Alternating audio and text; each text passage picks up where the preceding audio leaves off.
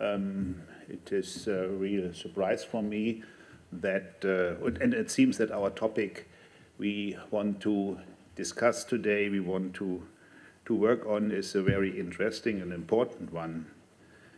And of course, you are experts, you know better than me that our organizations, you and also UNIDO, we have to play an important role if we want to move the issue of clean hydrogen forward.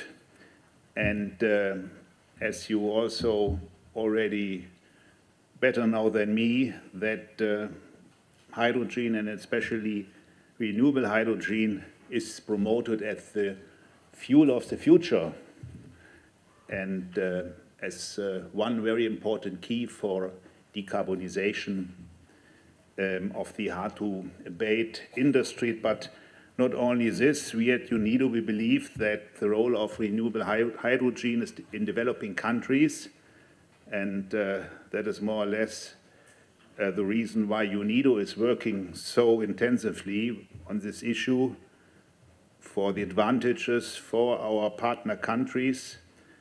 And we think that the role of renewable hydrogen does not stop there at the hard-to-debate industries, but it can be a real game changer, a game changer for these countries, for their net zero industrialization.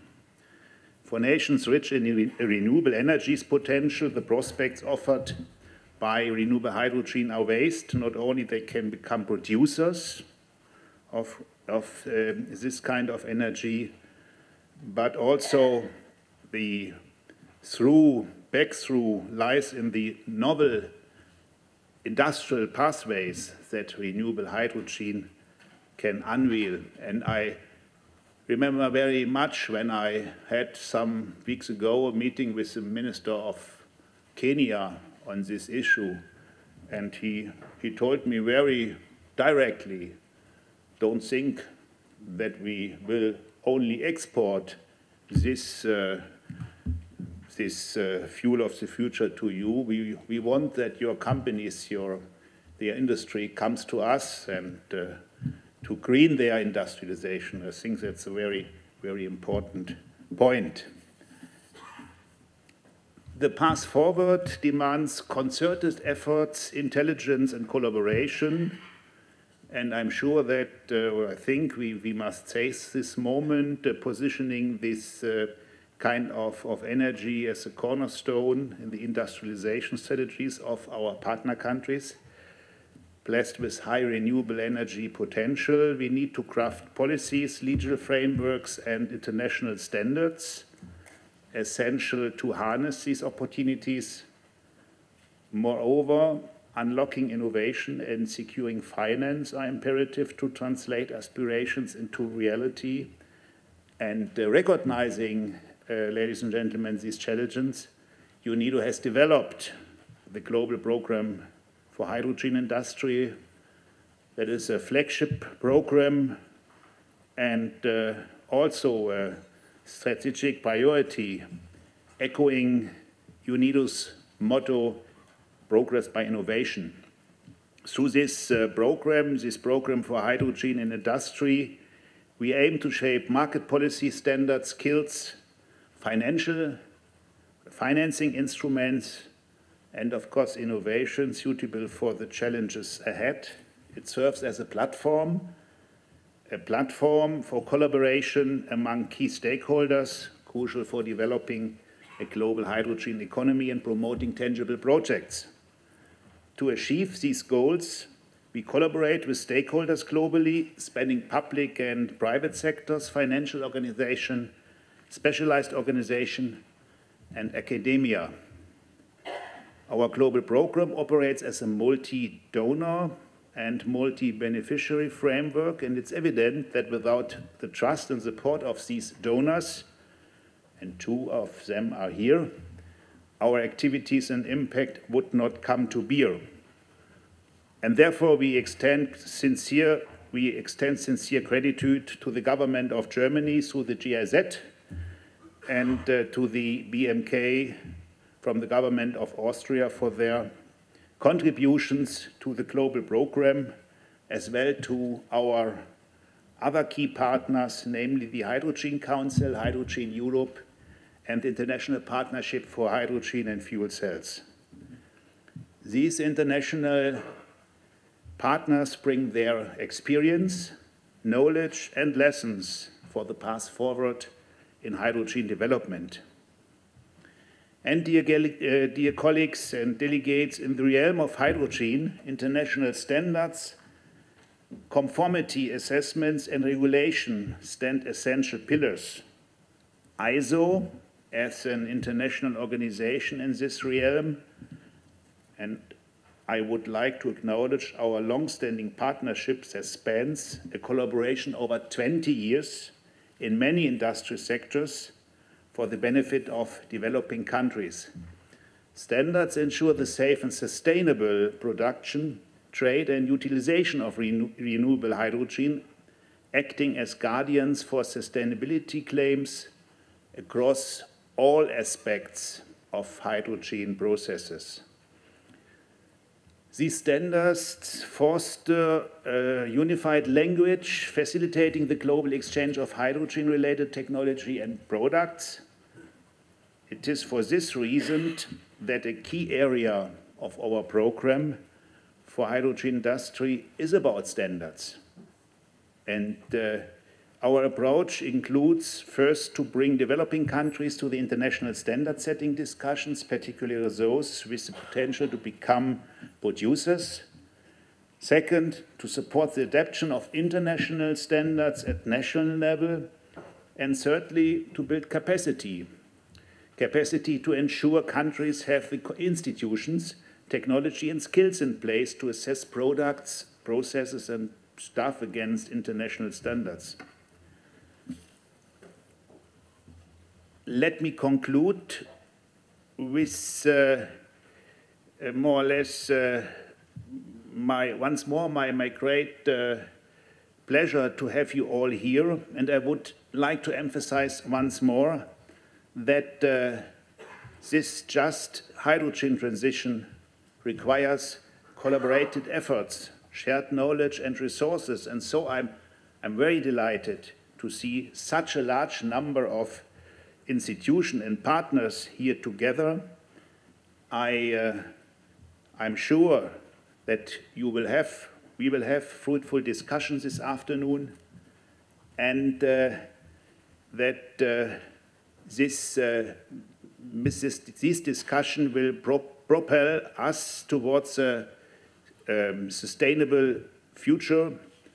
And I'm very sure that most of us will be more or less, I think, also happy, content if you leave this room. And once more, thank you very much. And over to you, Petra. My name is Sergio Mujica, Secretary General of ISO, the International Organization for Standardization. Today, I am delighted to talk about the essential role that standards play in the safe and sustainable development of one of the most important fuels we have to help address the climate crisis, renewable hydrogen. Renewable hydrogen has long been described as the fuel of the future. The fact is, as many of you know, that future has arrived.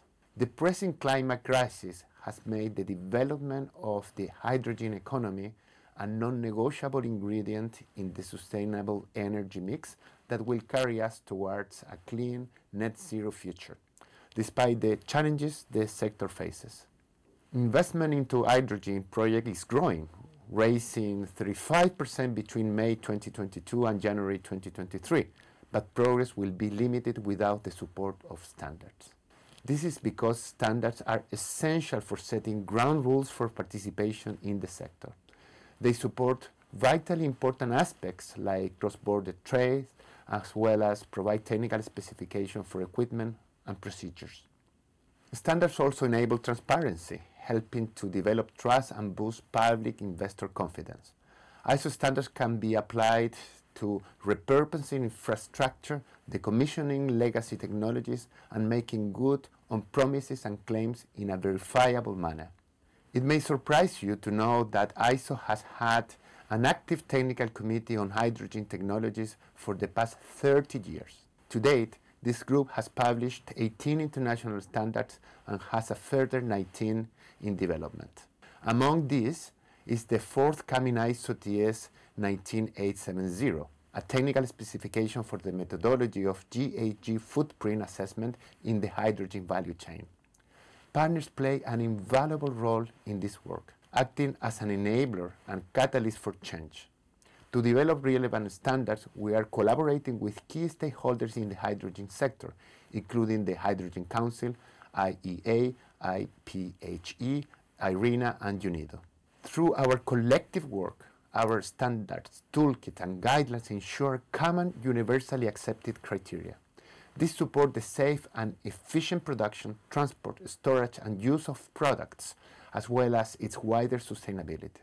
Fulfilling the promise of renewable hydrogen sector is global work. The majority of the ISO members, 122 out of 170, represent developing countries. Our strategy prioritizes and encourages their participation in standard development, ensuring that the solutions we provide are applicable to the widest range of real-life situations, and importantly, that the transition to a global hydrogen economy is just and inclusive. This makes our work with partners like UNIDO, with its global network in developing countries, of vital importance. At the ISO annual meeting last month, we were honored to host a session dedicated to the development and outlook for hydrogen, with distinguished panelists from UNIDO and the Hydrogen Council. I am delighted that we will be holding another event with the Hydrogen Council at COP28, underscoring the unique role we are playing in supporting the global development of renewable hydrogen. Here, we will have the opportunity to connect with policymakers and stakeholders to showcase international standards as a critical tool for transforming commitments into effective action. Ladies and gentlemen, it is a privilege to address you today to share with you the power of standards.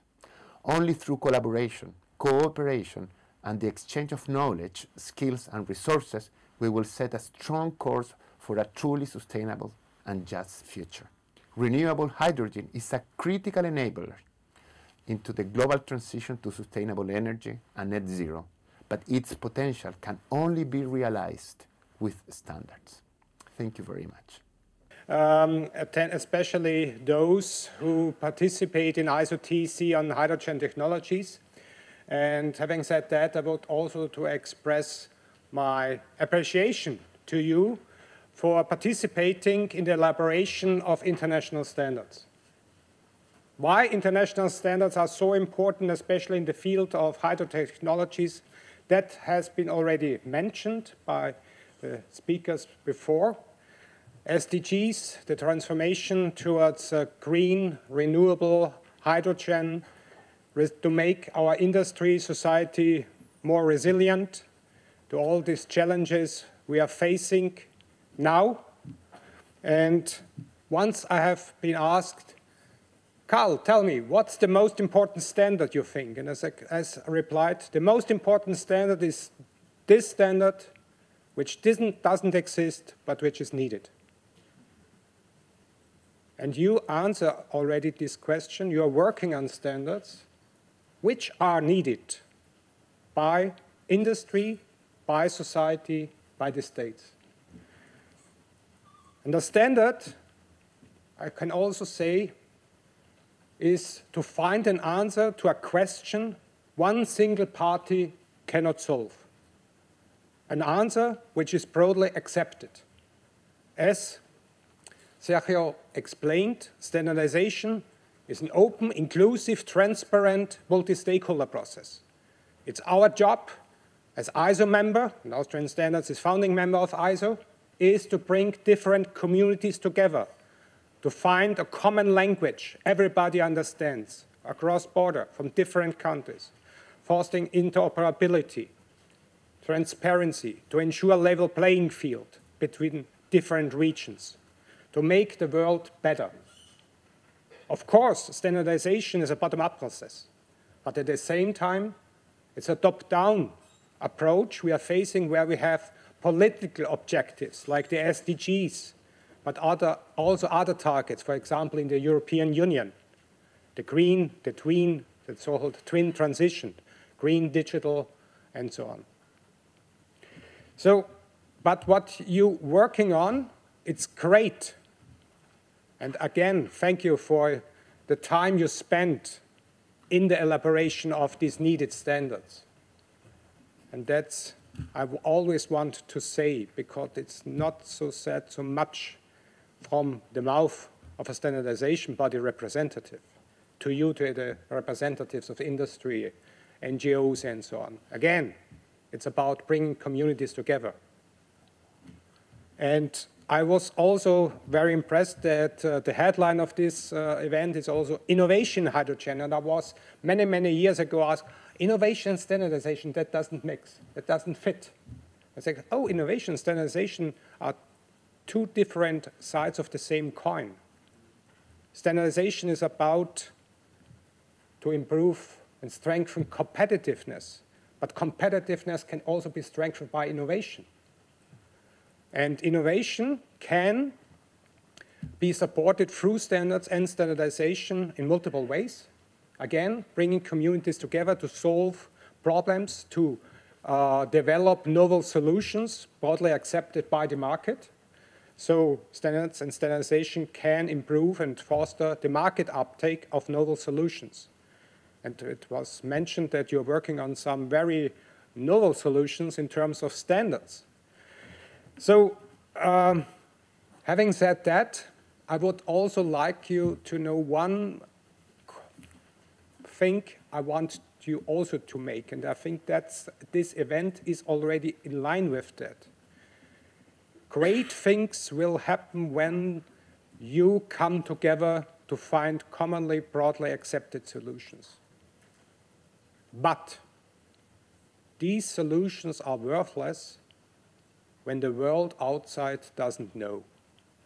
So let the world know what you do. What's the purpose of your work? What's the purpose, the benefit of standards you are working on? And we are on your side to do this together. Again, togetherness. That's in the DNA of standardization, to make the world better and let the world know what you from the standardization communities do for us, for them. Thank you very much. Yeah, thank you very much for having me here. You probably know, Gia, that we are working in 120 countries all over the world, implementing the development cooperation for the German federal government. Hydrogen is an issue which we are working on a couple of years now. For me personal, it's an issue for more than 30 years already, working on this. And what is most important for us now, if we especially work with developing countries on implementing new technologies for the development of the hydrogen market, is that we really look for common standards which are widely accepted and which are as well fixed for the trade with all the projects which are coming to the market in the next upcoming years. For us, it is of utmost importance that we look very carefully on criteria for sustainability, because only if we do that, we will really get to a market which is sustainable, climate-friendly, and can really provide the solutions for the future. So, of course, for us, if we look for sustainability, the first question we have to look for is, what about the global climate impact? For us, the compliance with the Paris Agreement is the first thing we have to think about on every project on hydrogen which we implement. And this is, you know, that not that easy.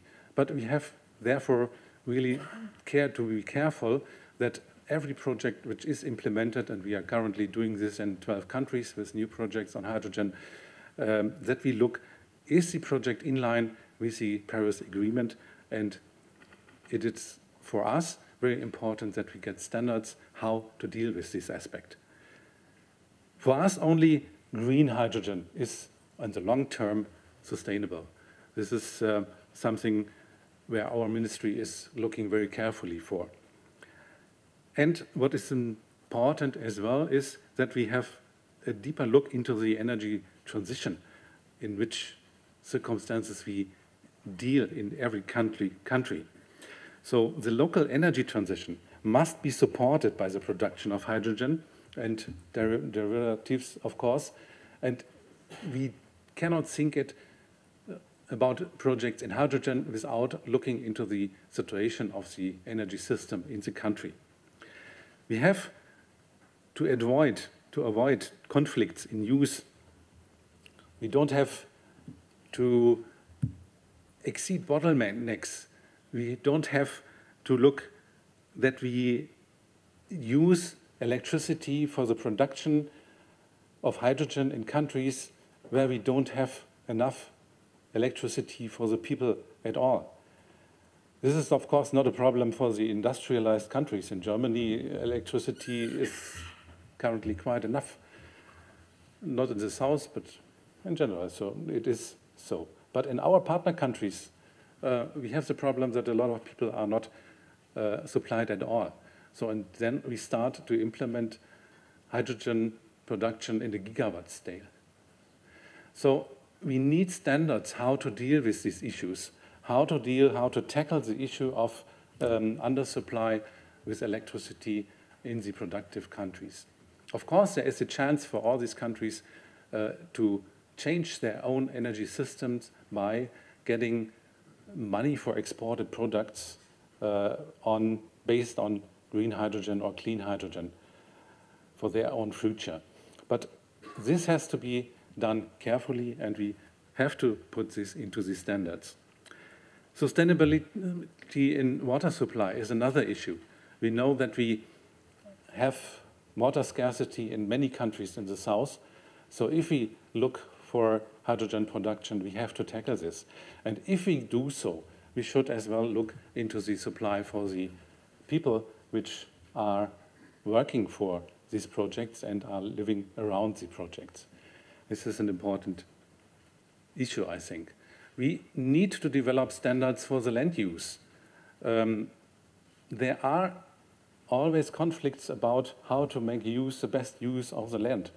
And if an international company comes into a country and looks for the best places where to place a hydrogen plant and the related solar and wind parks, the question is, what about the electricity supply of the country itself? Can we use the same technologies there? Can we use the same land? And what have we to look for? So this is something we want to see in the standards as well. Local value creation is another issue. For us as a development organization, we are always looking into the country's development, to the people's development. So if we support projects in hydrogen, we want to have a clear statement that this project is supporting the people in the country itself. This is of utmost importance for our government. Local participation and, of course, the occupational safety of this. We already have, as had been mentioned, standards for hydrogen as a molecule for many, many years. But now we are dealing in a really new environment, and I'm therefore very happy that ISO, together with UNIDO, takes this up. And I would urge our partner countries in the development area to come on board and to discuss this together with us. So thank you for that, and I wish this conference a lot of success. What's critical for developing countries is essentially collaboration amongst all.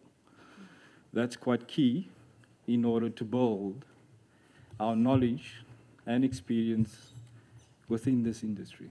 Specifically, most developing countries require energy.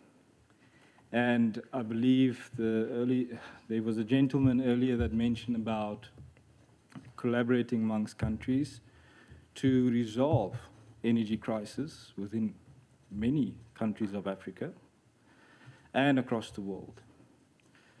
This is quite key, and South African Bureau of Standards plays a key role in this regard, specifically to harmonize standards, communicating that across all developing countries, to have one definition when we execute, implementing infrastructure for hydrogen and other energy sources.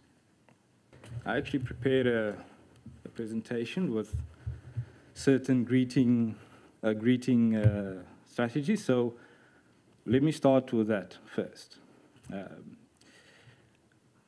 I want to greet as follows.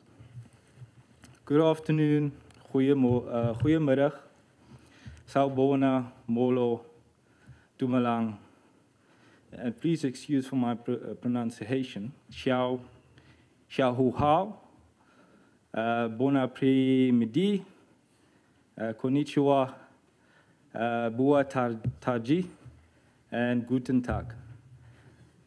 If I missed anybody, I do apologize.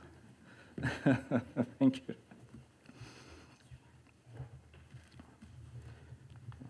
Right. South Africa are honored to be part of the development of hydrogen technology across the world.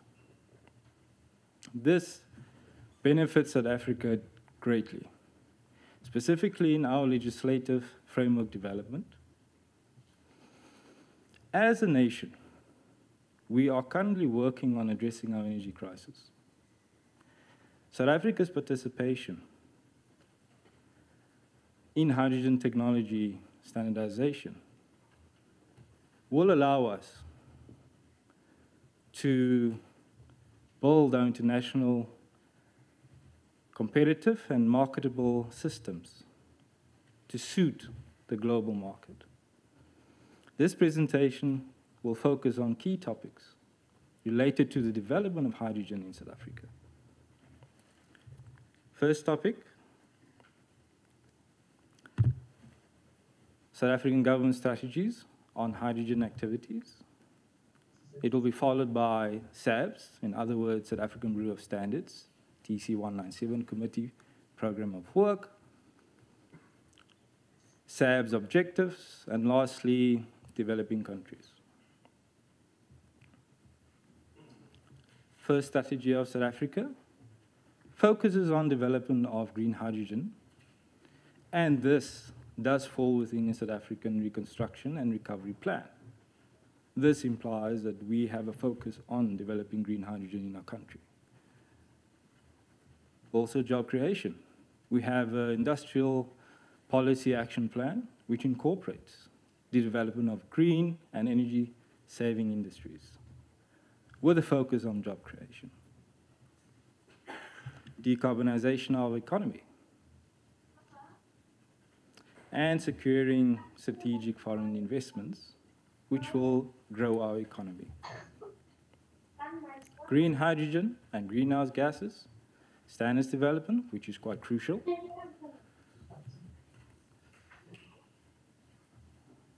The competitive advantage within the industry of green hydrogen plays a key role for our country, specifically to assist our energy crisis. Our goal is to produce 500,000 tons per annum by 2030. Furthermore, we aim to produce and have 10 gigawatts of electrolyzer capacity by 2030, and also 15 gigawatt by 2040. Lastly, our Department of Trade and Industry and Competition has incorporated green hydrogen development within their mandate, thus also implying the focus on building that industry. SAB's TC197, Committee of Program of Work, includes the following: harmonizing standards development, developing training requirements for certification, innovation development of hydrogen technology, and lastly, test procedures and safety requirements. In support of the program, we have certain objectives, which includes clean energy supply, increasing female participation within the industry, developing comprehensive legislative framework, increasing synergy between government and private sector, and formalizing standards and certification. Last slide, ISO TC197. Their role within our developing country is quite critical. And I can also speak for the rest of the African continent in terms of their assistance to develop and standardize technical and safety requirements for the production and utilization of hydrogen and greenhouse gases. How do we accelerate this within our countries with the assistance of ISO TC197? We need to overcome certain barriers which we have identified across all developing countries. Transforming the hydrogen economics through innovation based on standards, exploring hydrogen innovation throughout the value chain, and making it the standard practice. With the focus of having green hydrogen as part of the big 5 frontiers of South Africa's investment strategy. And lastly, increasing collaboration between ISO TC197. This brings me to the end of my presentation. And before I close, I would like to share a quote of mine, which reads as follows: when you think about growing your intelligence within your area of expertise, never stop learning from other individuals, even the ones you don't like. Thank you. Thank you very much, Andre, and good afternoon, ladies and gentlemen. Thank you for inviting me in this panel, ISO UNIDO.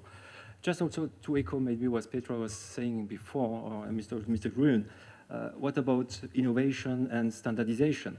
And I think I am one of the representatives of many here in the room who are researchers.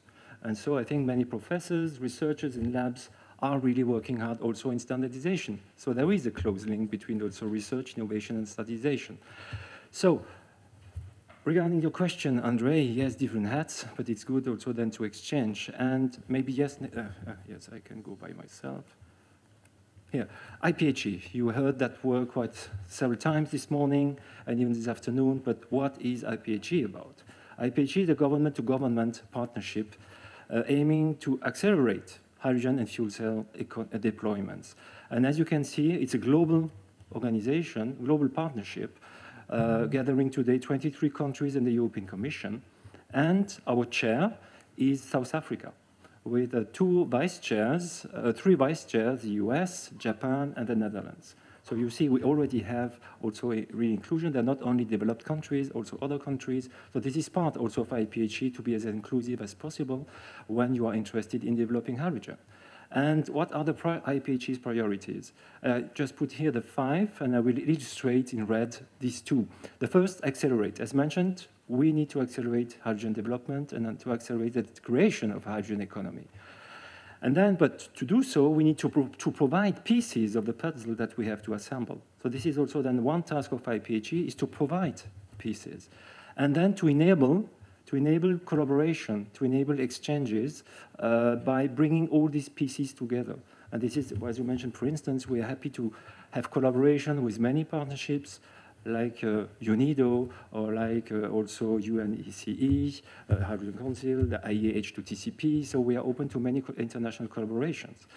And we need to share, and to share not only externally, as just mentioned, by sharing ideas, share this knowledge, but also to exchange and to share knowledge between governments. how can we, as different governments, work together, identify what are the priorities where countries, where governments have to collaborate and have to send experts and to agree on hot topics. And finally, also to monitor, to know where we are. What are we ahead of schedule, behind schedule? Where should we accelerate? So it's important to monitor and then to share also all the updates which are available on our website. But not on the other side. So when we want to unlock the hydrogen trade, there are, I would say, a global approach, an overarching approach. First, use a common language. And just regarding what we've heard this morning, or even from the start this afternoon, terminology is important. We need to speak the same word, and that's why just forget colors. Colors is misleading. If we want to support transparency, forget colors. Colors is not technology neutral. What matters is the carbon footprint, and that's why we're working on that. So just forget colors. Green is not the paradise. No, low carbon, with a very low carbon footprint, that's what we want to go to if we want to achieve carbon neutrality. And that's why you look some achievements where IPHE contributed is then when we first, as mentioned by Max before, the idea to have a common language. Why? To after facilitate the trade. And that's why we published earlier this year in July, in collaboration, as you can see, with Hydrogen Council, with Hydrogen H2TCP, with IRENA, within the Breakthrough Agenda, a Hydrogen Certification 101 paper, just to ensure that when we are speaking and collaborating together, we are meaning the same thing when we are using the same words. And that's quite important. And once we have that common language, then we also need to agree on harmonized methodologies. And this is exactly what IPHE was working since many years in order to produce some methodologies which might show of interest. And the first one was exactly, everyone is speaking about green, clean, low carbon, whatever you want, hydrogen, but everyone wants to know the carbon footprint of that hydrogen, but we need to agree on how we are quantifying that. So that's why IPHE has started that work more than 3 years ago. But as IPHE is not a standardization body, we cannot say that IPHE is producing standards. No, we produce guidelines. And that's why we were happy to hand over that guideline to ISO, which is a standardization body. And this is, I will explain detail it after. And once we have common language, we are building, I would say, we are providing building blocks, tools, which can be seen, the standards are tools. Then we can build on these tools and also to ensure that we are establishing a common understanding between governments, and particularly on certification mechanisms, which are a cornerstone if we want to develop an international market. And that's why it's also quite important, IPHE with IEA H2TCP is volunteering to coordinate the different actions and to monitor where we are. Because usually we are saying a lot, collaboration is key. Yes, but collaboration with no coordination is not really very efficient. So that's why we need to collaborate, but we need to coordinate all together. And that's why within IPHE and IEA H2TCP, we are starting to have regular meetings with different initiatives, different governments, to ensure that we are all at the same level of knowledge and that we can define where we have to work together and what is working and what has to be improved. And concrete example then to provide is, as presented this morning, IPHE developed this guideline regarding methodology for quantifying the carbon footprint when producing hydrogen from well to consumption gate, with version 1, version 3, 2 up to version 3 released this July, and we were more than happy to transfer that to ISO. And now that's why, with Andre, we created this working group 1, and we have presented this morning. We are more than happy that within 1 year, we have now a technical specification on this methodology for quantifying the greenhouse gas emission from production to consumption gate, taking into account many production pathways, not only one, and considering different primary energy to produce that hydrogen. And this document will be launched in 2 weeks from now at COP28 in Dubai. And as mentioned already, I would say also by Maximilian just before, yes, now as we have this methodology, we are supporting we are providing an element to go towards mutual recognition of certification schemes. That doesn't mean that will be one certification scheme all over the world, but we need to build pieces which are commonly accepted, accredited, and verified. So, and that's why we support this mutual recognition, and I think, Daria, you will say some words more in details about that, on standards and certification schemes, and we need to share it as broadly as possible, and that's why we're more than welcome to work with UNIDO in order to be able to share that knowledge to all developing countries, and even to invite them to contribute and to become actor with all these different initiatives.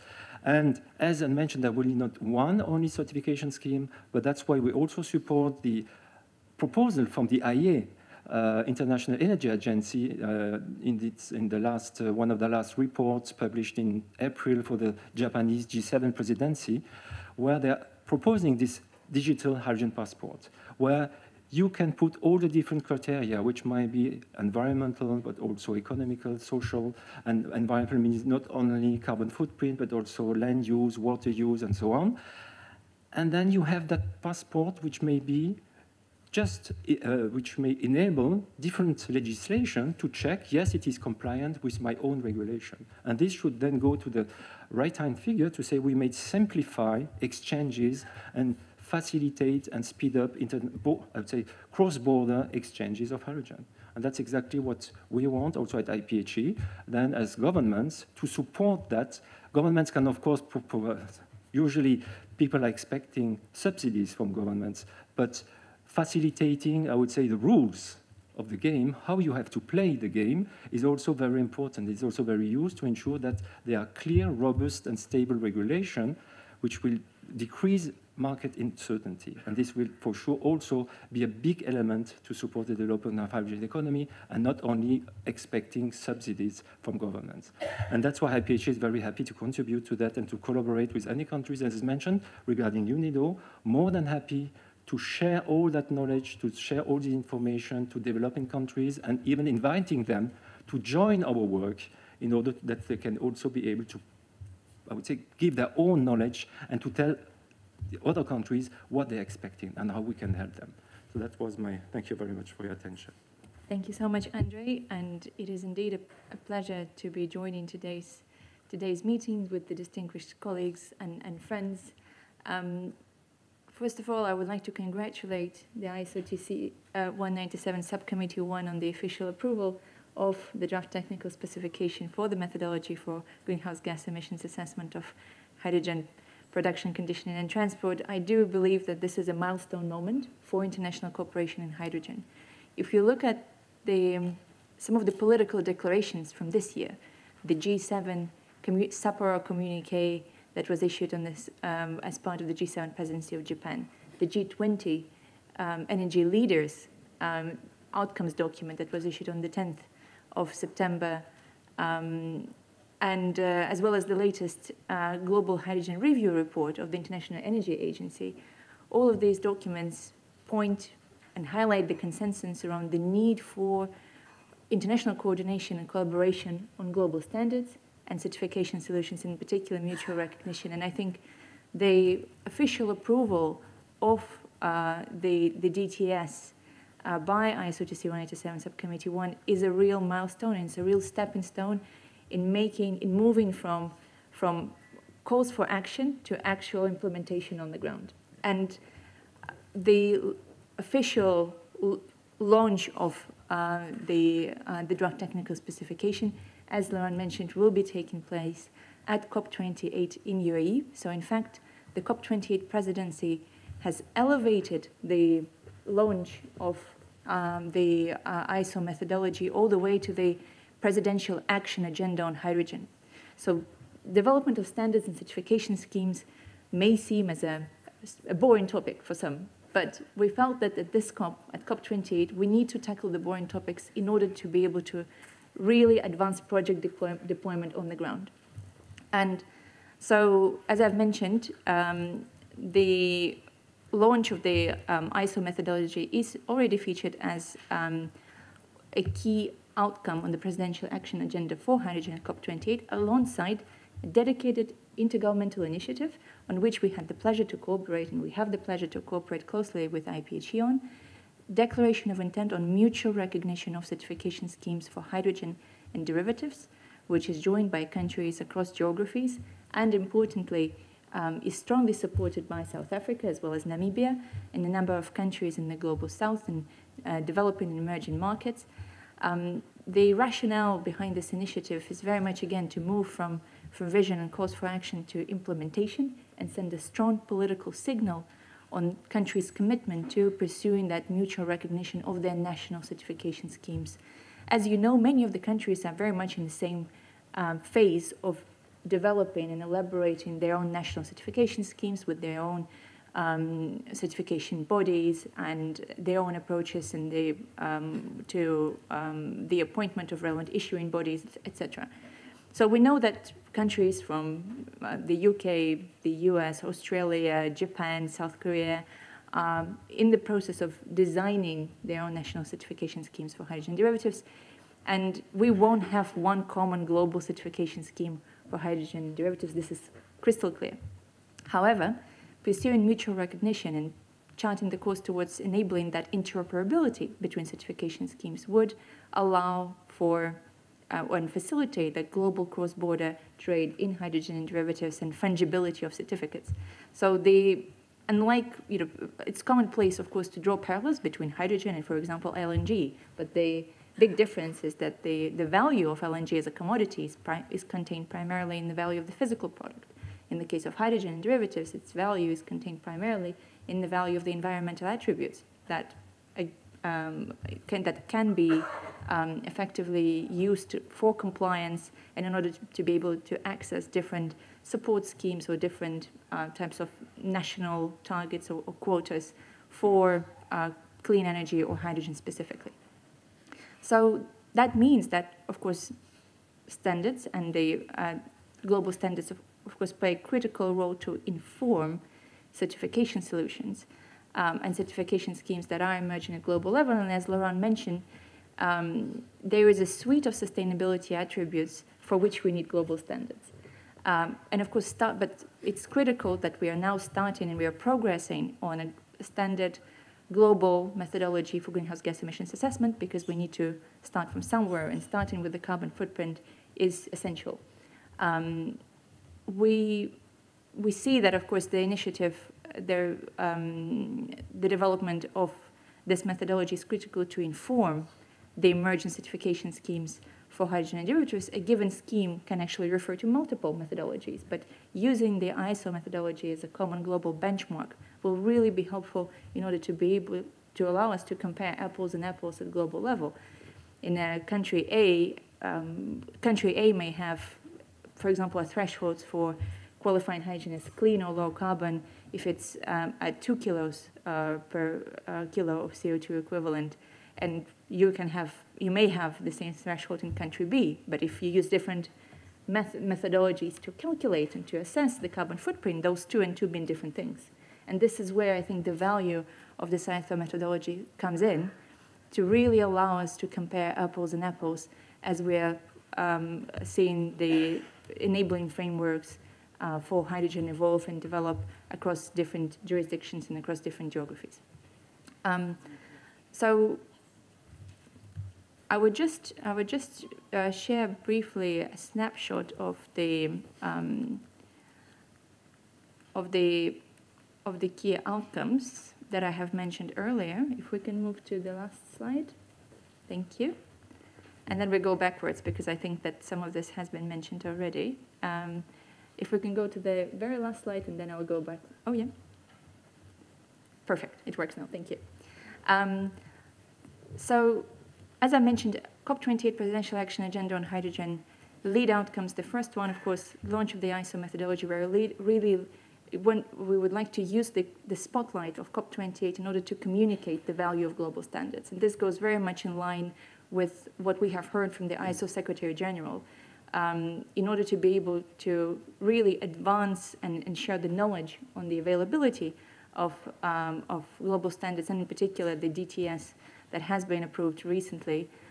We are putting spotlight on this at COP28. The second lead outcome is the launch of the Declaration of Intent on Mutual Recognition of Certification Schemes for hydrogen derivatives.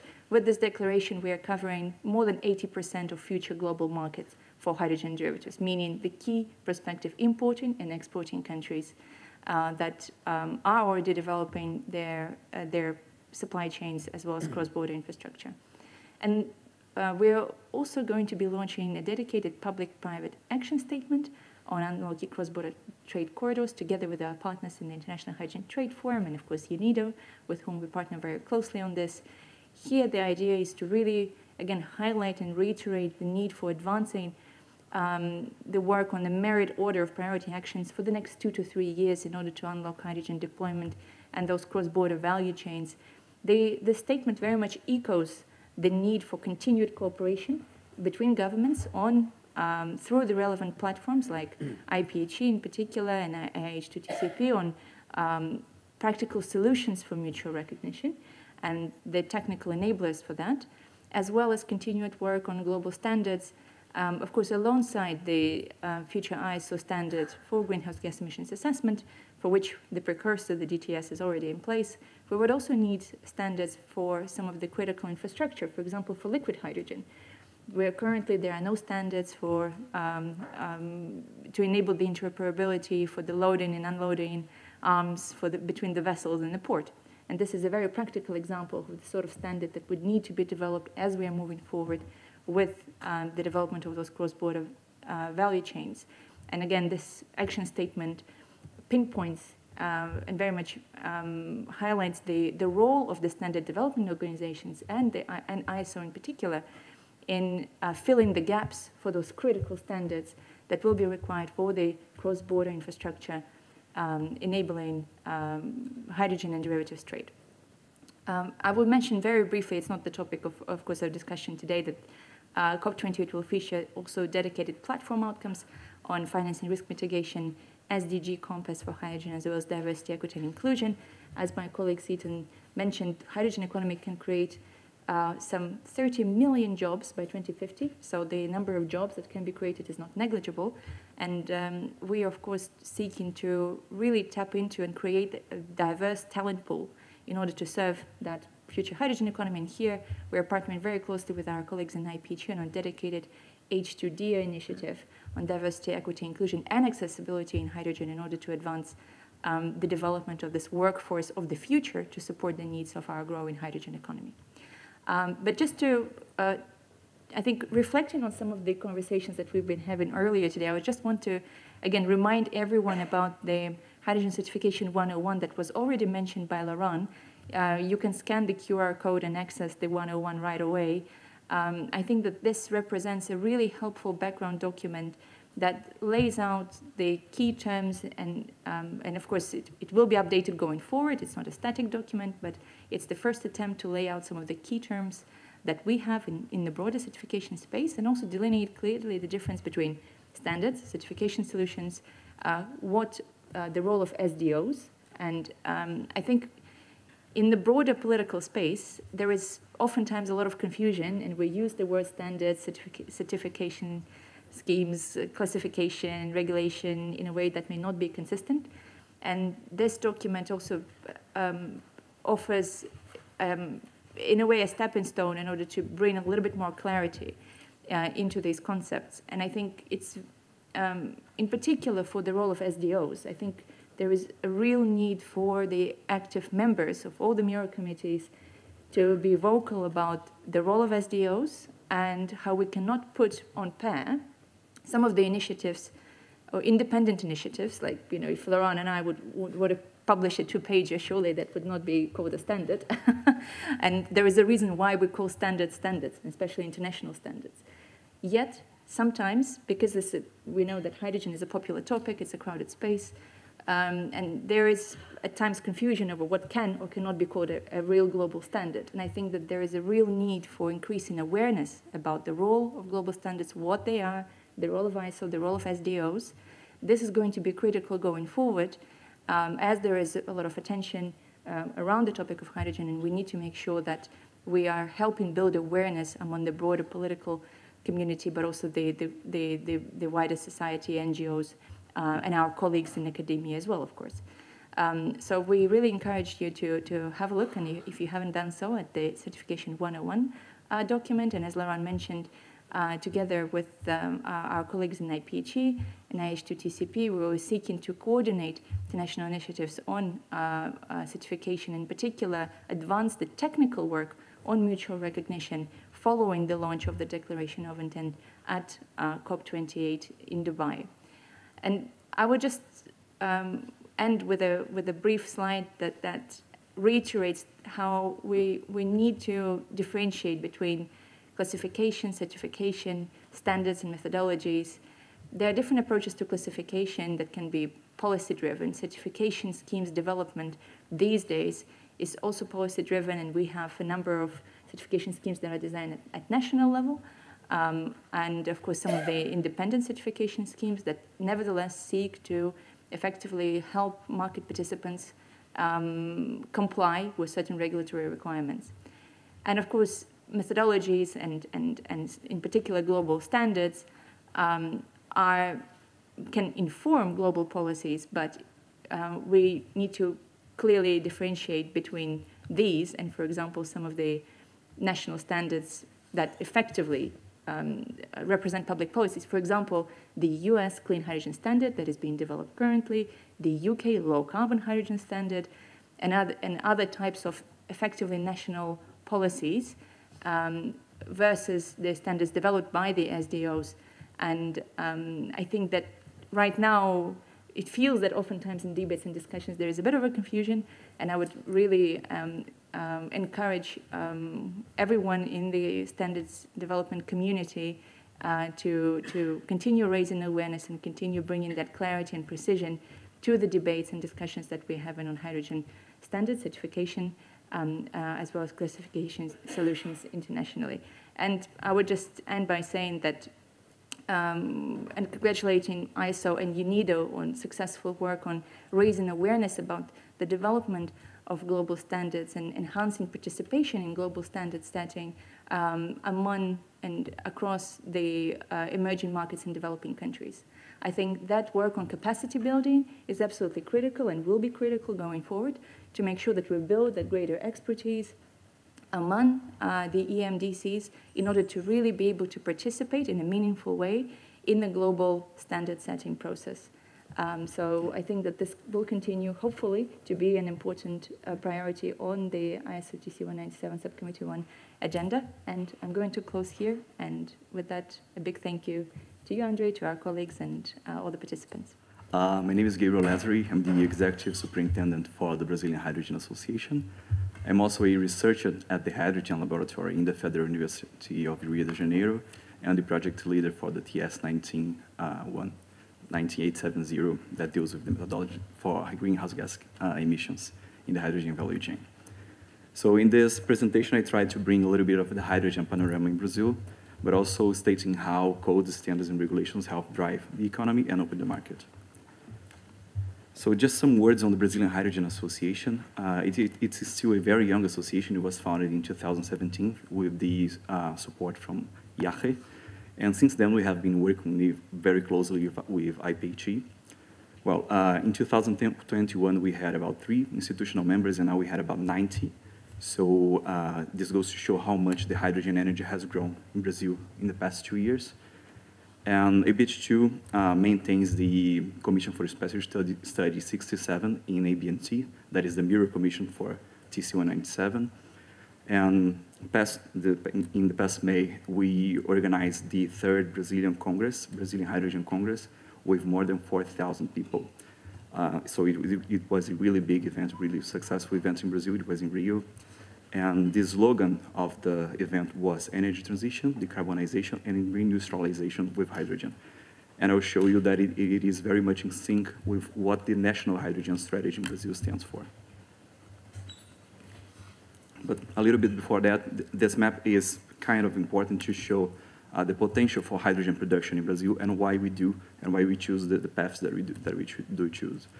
So in Brazil, we have a plethora of different sources for producing hydrogen. Many of them are renewable, such as hydroelectricity power, solar energy, wind power, ocean, geothermal. But we also have a lot of biofuels available, such as ethanol, waste biomass, biogas, biodiesel. The oil and gas sector in Brazil is very well structured and willing to participate in the energy transition. And we do also have natural hydrogen occurrences. So thinking about it and considering the natural resources and potential for hydrogen production in Brazil, the Brazilian national strategy for hydrogen does not use a decolor approach for hydrogen, but it uses low emission hydrogen. Well, this is the strategy is divided into axes. There are 6 axes. The first one is the strengthening of technological bases. The second is training and capacity building. Third is energy planning. Fourth, legal and regulatory framework. Fifth is new industrialization, market growth, and competitiveness. And the sixth is the international cooperation that is transversal to all of them. So this strategy, discussions about this strategy started in 2021, and after a long period of consolidation of opinions and consensus, it was released in the last August. And the strategy is a triennial plan. At the end of each year, it states activities that are to be shown for the next 3 years. So from the period of 2023 until 2025, the goals are the legal regulatory framework and to elaborate it with a lot of consensus with the international regulations and research, development, and innovation investment, especially for technologies developed in Brazil, and getting access to financing for hydrogen projects in Brazil. One very interesting topic that is inside the hydrogen strategy is the creation of the program called ProHubs Brazil. This program aims to mitigate the next challenges in the hydrogen value chain, that is the transportation and storage of large quantities of hydrogen. And another very interesting initiative in Brazil that is not exactly inside the national strategy, but it is complementary to the strategy, is the Fuels of the Future program. So this is still a bill of law, but it deals with the hydrogen derivatives such as sustainable aviation fuels, e-fuels, synthetic fuels, and carbon capture and storage. So we can see that the program is very much focused on hydrogen and hydrogen technologies for the internal market. We aim to supply the internal market and to make the economy of Brazil grow with hydrogen and using all the potential sources that we have to produce low-emission hydrogen. That it is important to manage the expectations of the producers, to meet the expectations of the producer and the consumers. So, well, create demand is a topic that is very important to discuss right now. Brazil has some low-hanging fruits for creating demand, especially in the fertilizer sectors, because Brazil still imports most of its fertilizers. And being a major agricultural country, fertilizers are a big part of its economy. But we do also have the chance to use hydrogen in heavy-duty fuel cell vehicles. Most of the goods in Brazil are transported with trucks. So using hydrogen to decarbonize hard-to-abate sectors, as in heavy-duty, long-distance transportation, could also be very interesting. Thank you so much. It's my great honor to have this chance to share the experience of the development and deployment of green hydrogen projects in China and how standard works. Okay, globally, hydrogen has become an important strategic choice to accelerate energy transformation and to upgrading. Also, it's to China. On March 2022, the Chinese government issued a plan on the development of hydrogen energy from 2021 to 2035 as the country races towards the carbon peaking and neutrality goals. And we also deploy the green hydrogen development goals in this plan. For example, to 2025, we strive to produce green hydrogen to 200,000 tons to 2025. And under the motivation of carbon reduction and carbon neutralization, and also the deployment of renewable power, also under the innovation of technical development and cost reduction, it is estimated that the scale of China's hydrogen market can reach about 130 million tons by 2060, and the green hydrogen will reach about 100 million tons by that time. And also as expected that the green hydrogen capacity can reach about 8 gigawatts to 2030, and maybe 500 gigawatts to 2060. Since the government issued the hydrogen plan in 2022, nearly 70% of the province in China have planned green hydrogen projects. And by the end of 2022, a total of about 151 green hydrogen projects were in different stages of planning and construction. Total capacity is more than 12 gigawatts. And most green hydrogen projects are located in north and northwest part of China, including in Inner Mongolia, Ningxia, and Xinjiang. Until now, about 49,000 tons per year of green hydrogen has been put into production now. Well, I simply show some typical demonstration projects in China.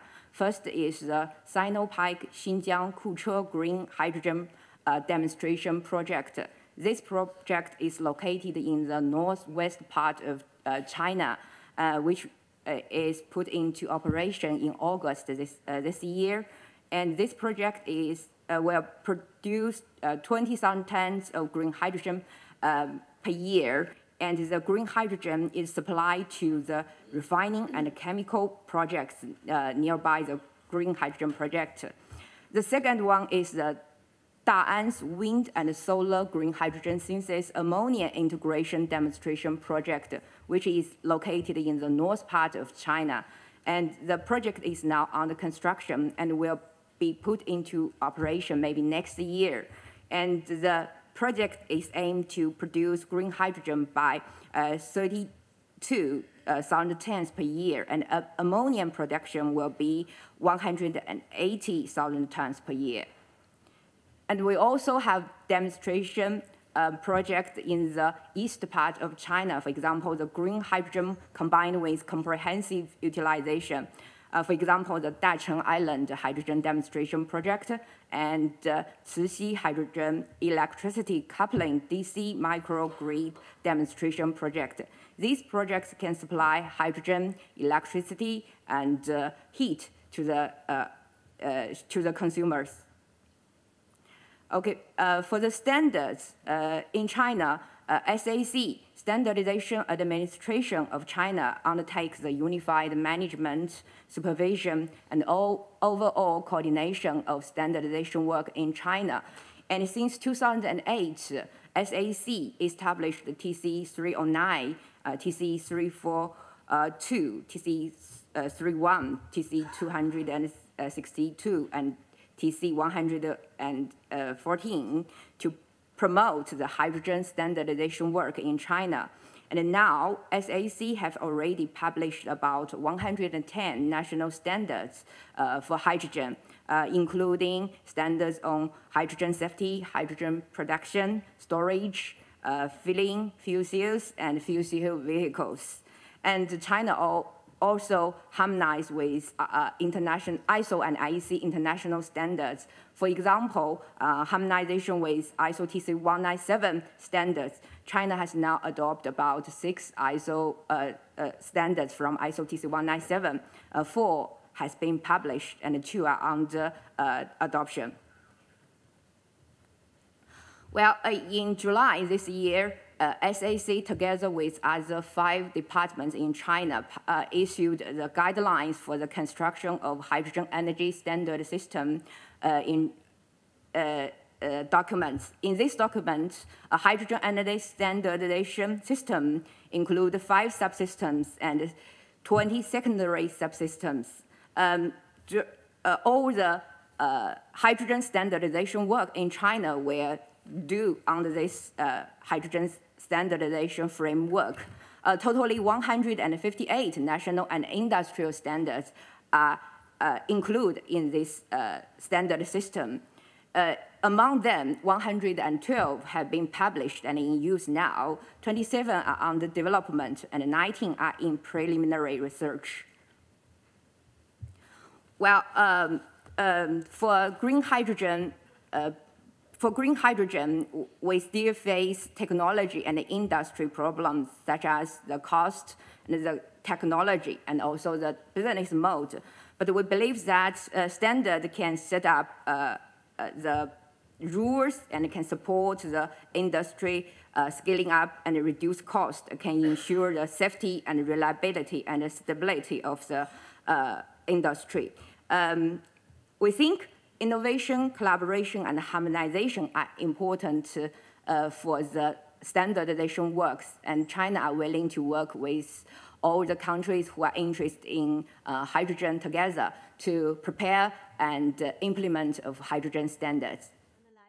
A bit in our global program, and especially it has two pillars that you see. One is the global partnership, and one is the technical cooperation. When we designed the program, we had a lot of interaction with our member states. We have 172 member states. We had member states dialogues, and we're listening to them. So where are the missing gaps so that it goes a bit faster, that we can accelerate the drive towards a just hydrogen transition? And we have identified that there is a need to work further on policies, on standards, financing, skills, innovation, and global coordination.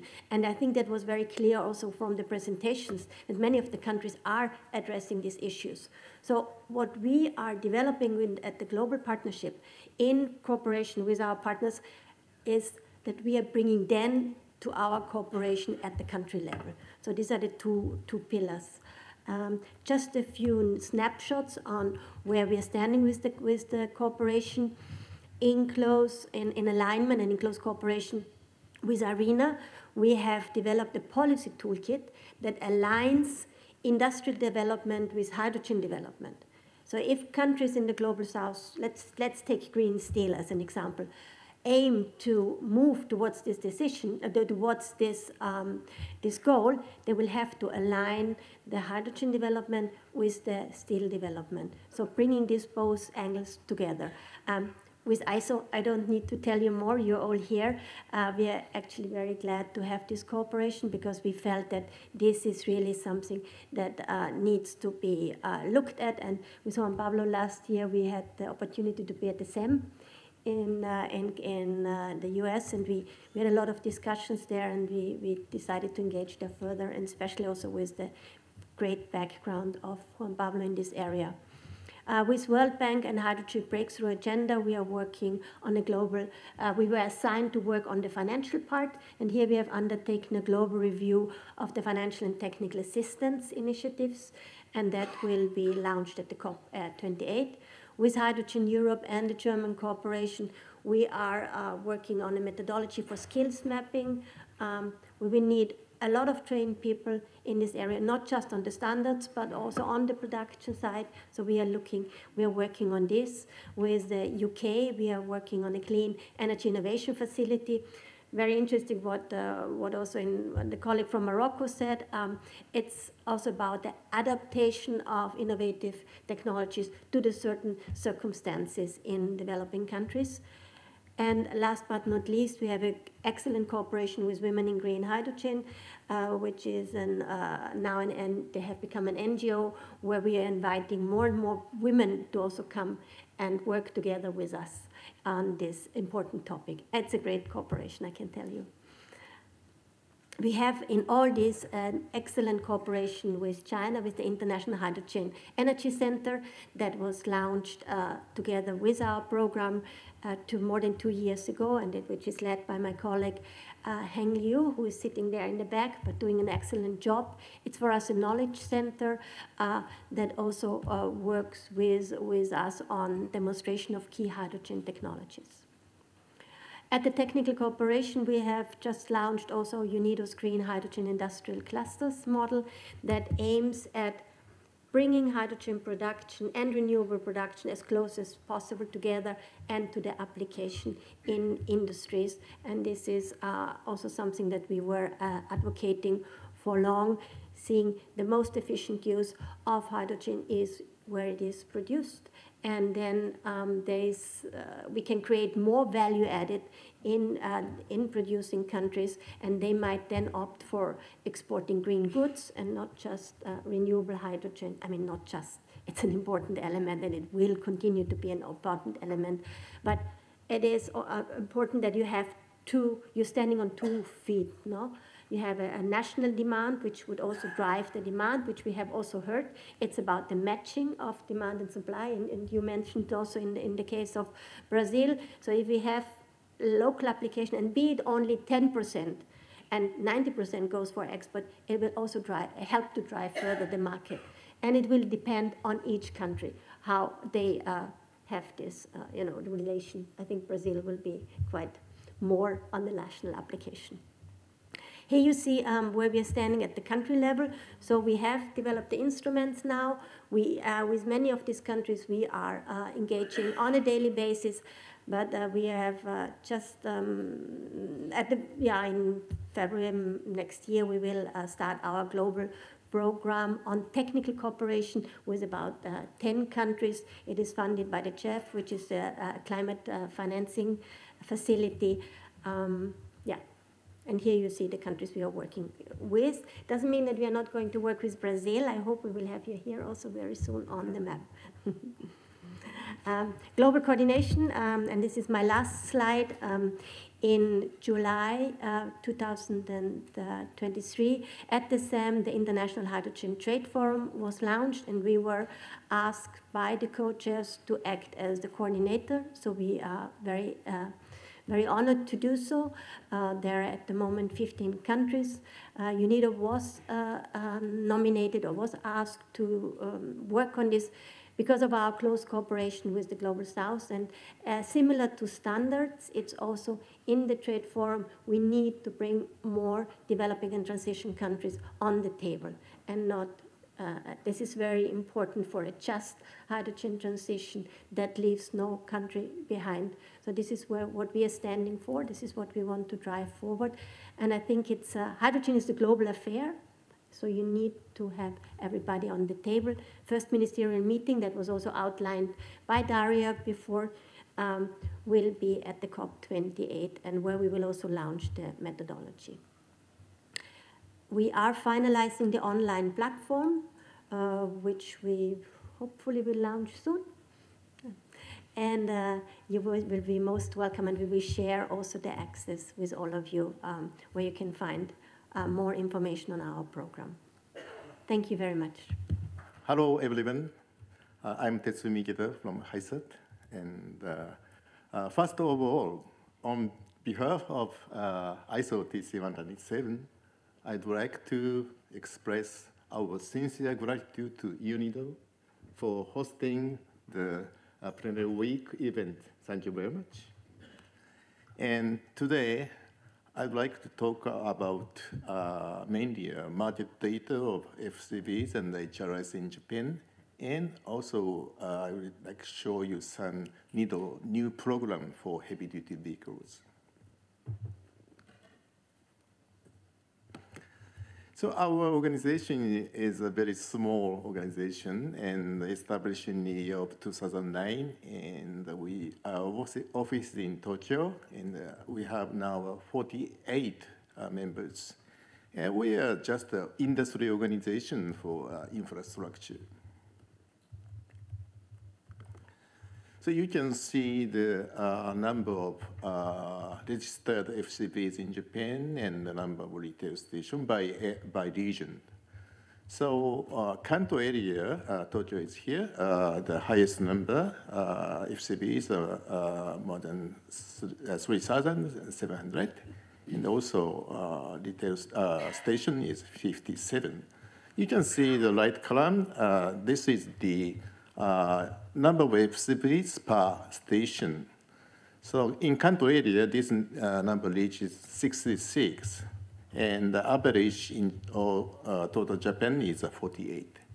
So this number, we need to make a business by selling hydrogen. We need this number should be 1,000. So we need much more FCVs. And this is the reason why our government still supply us the subsidies for the operation for HR hydrogen refueling station. And you can see the fueling amount, the y-axis is kilogram per month. So we refuel every month about 40 tons for passengers vehicles. And we started to collect the statistics of the fueling amount for FC buses after after April 2022, and you can see we have only about 100 FC buses, but fueling amount is very high compared with the passengers vehicle. So I think it's effective to increase the number of buses or heavy-duty vehicles. Toyota had a demonstration program for using small trucks, and on the right side you can see it's a regional logistics, and they are using about 250 trucks. It's already started. And they have a plan to use large truck. This program will start in 2025. So we can expect the large amount of refueling for these commercial trucks. So we need to continue research and development effort for heavy-duty vehicles. And we built the facility in Fukushima Prefecture, 260 kilometers away from Tokyo. This is a spec of the facility. So there are big solar panels and electrolyzer, and capacity is 180 kilograms per hour. We can use this renewable hydrogen. In the design, we made a station, the refueling capacity is around 80 kilograms. The refueling time, target refueling time is 10 minutes. And we are targeting middle flow twin refueling, and we also have a high flow in future plan. So this table shows the background of our facilities. Currently, we are using normal flow. It's 60 grams per sec.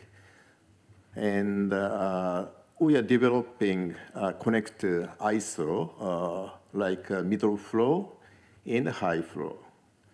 And you can see the normal flow and the middle flow both have the same outer dimension. Only the difference is the inner diameter. Normal flow has 3 millimeters, and middle flow has 4. And we can use twin middle flow refueling to the trucks of the Toyota, like the figure in the right side. So as you can see, when we refuel the heavy duty, maybe the refueling time will be less than 10 minutes using high flow, but twin middle flow can make it around 10 minutes. It's a reasonable time, I think. And also, we can use the existing asset using normal flow or middle flow. And we can install the existing refueling stations with this kind of nozzle. And also, we can refuel using normal flow or middle flow. We can refuel the existing FCVs. And we tested using the real thing to put us the FC truck. This is the photo taken in July this year. It was a very hot day. And I would conclude my presentation. We need much more FCVs to make business of HRS viable. And as you can see, the graph of the monthly differing amount, introduction of heavy-duty vehicle to the market is effective in increasing the volume of hydrogen diffuring. And filling protocols and related technologies for heavy-duty vehicles are being developed under the UNIDO project. And also, we can use the result of the development, also learning. Maybe this will be shared and utilized in a developing country. Thank you very much. Thank you so much, Andre, and thank you very much for the opportunity to speak here today. It's so great to see all your faces and be in person. So I'm going to take you a little bit through my own journey and experience throughout the California Fuel Cell Partnership and now with the California Hydrogen Business Council, only because both organizations have been working to help California meet its goals, and it does it in a little bit different ways, but there's quite a few sort of overarching lessons that can be taken away that I'll end with. So in 2006, I started the California Fuel Cell Partnership, where they worked to provide, develop the information with the stakeholders to provide the state with the data and information they need to help set targets and set goals for us as industry to meet. And we are still working towards those goals. You see here, there's numbers of stations. Akita-san, I think you mentioned 1,000. That's certainly one of the targets that the partnership has put forward to the state. But you also see on the other side of the slide what that does in terms of reducing our greenhouse gas emissions and NOx and things like that, because California has led the country in their emissions reduction goals, and doing that through transportation is a major priority. We also set out some targets for then the heavy-duty sector, and this was a vision document, not a roadmap, but it again puts out some numbers and some goals for everyone to work toward. And so the partnership continues to do that, and it's a lot of collaboration and a lot of communication and a lot of consensus. Moving to the California Hydrogen Business Council, my personal journey was to take my experience and knowledge in the safety codes and standards world and apply it as I can to the policy making side of things and in educating our decision makers. And the CHBC, we have these objectives of enhancing the market, accelerating market growth, and promoting the market, and we do that through a number of ways, but one of those is through our advocacy work and working with, we have some lobbyists we work with on the ground with the decision makers and, working on that legislation. And California is very fortunate in that the ARCHES is the group who was put together to submit to the US DOE for the Hydrogen Hub, and we were announced for a significant amount of money, up to $1.2 billion. And so the Fuel Cell Partnership, the Business Council, and ARCHES will be working together to continue to do those activities that help to create the market, because what we need at the end of that funding is that a market that's sustaining itself. There was some talk earlier about disadvantaged communities and jobs creation and things. That's absolutely a major goal for ARCHES and for instituting these hydrogen projects. So we're very excited to do that. In terms of safety codes and standards, I'm proud to say Jay Keller and myself have been penned to help ARCHES with that, you know, it's a lot of education, as I'll say at the end of this presentation. We all know what's out there, but you start getting all these new players in the field and they don't necessarily know what's out there. So there's, you know, still a big push for that education. So to sum up, some major takeaways that I think are, you know, not just for developing countries, but for anybody. Education is absolutely still a key priority, and at all levels, from the grassroots communities all the way up to the top-level decision makers and everywhere in between. Unfortunately, there's still a large faction of people who don't understand hydrogen or know what it can do and what the benefits are. We absolutely need policies that will promote the market and facilitate advancing the market. And that can start, you know, it can't start too early. As an industry, we need to continue to work on our common voice and our messaging so that the things that we're out there saying and educating with and talking to our decision makers about has you know, a universal message from our industry. Of course, every company is going to have their own bent, but I think there's some, you know, high-level messaging that can be common amongst all of us. If we haven't learned anything, we've learned that infrastructure has to come first. If people don't have a way of getting their hydrogen, it doesn't matter what your end use is, they're not going to take it up. And we've seen some struggles with this in California. We do have many more cars in Japan, but we don't have as many stations, unfortunately. And that's proving to be a little problematic. I'm a Toyota customer. I drive a Mirai, and I love it, but it's a little difficult right now with the fueling infrastructure. Along with that, we need redundancy and resilience. When we start talking about transportation like heavy duty or ports or marine or rail or anything that has those major logistics and keeps our world moving, there's absolutely no way we can have hydrogen if it's not going to be always available and have that, you know, be dependable, right? We can't see some of the speed humps that we've been experiencing in this early market, early transportation market.